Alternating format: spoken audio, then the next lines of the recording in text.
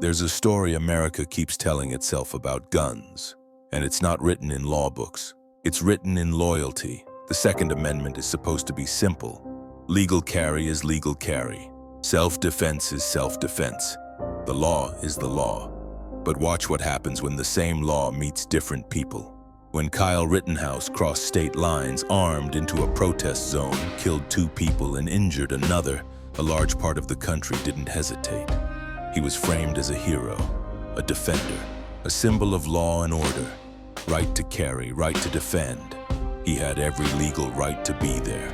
The law was stretched outward to protect him. Now fast forward.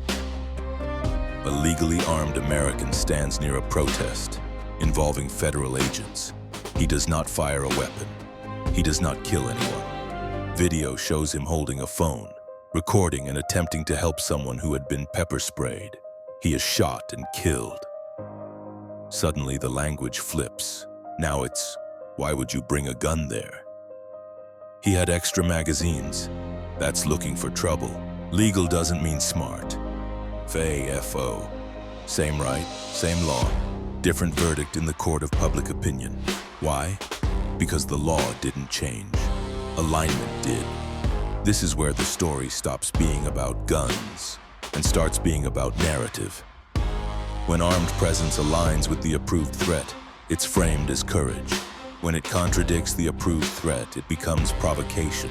The gun doesn't change, the legality doesn't change, the person does. And with that, perception rewrites reality. Now layer in power. When federal agents shoot an American citizen, the conversation doesn't begin with accountability, it begins with justification. Language shifts fast. Radical, violent rhetoric, threat environment, officer safety. Suddenly, peaceful protest becomes chaos. Recording becomes interference. Presence becomes menacing. Even when no one was attacked, even when no one was killed by the protester, even when the weapon was never fired. Contrast that with earlier narratives.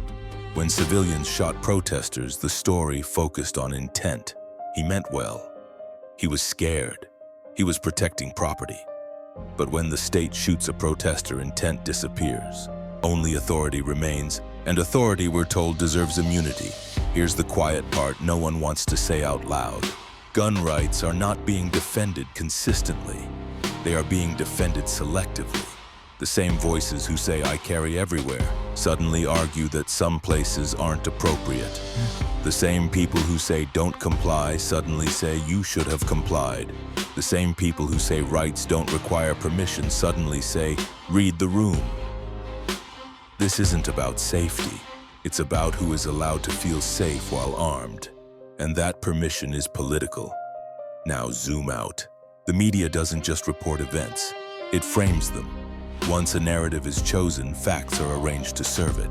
If the goal is to portray protesters as violent, then isolated incidents become trends, hypotheticals become motives. Association becomes guilt.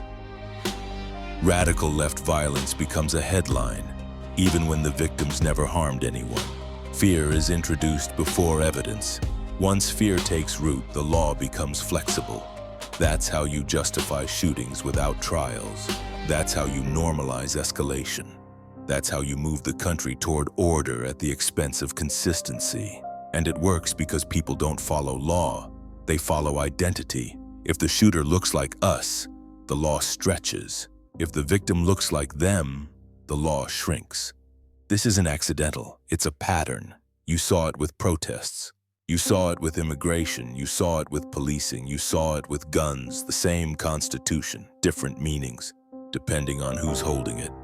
That's how a country tears itself apart, not by changing the law, but by changing who the law is for. Because once legality depends on alignment, rights stop being rights. They become privileges, and privileges can always be revoked.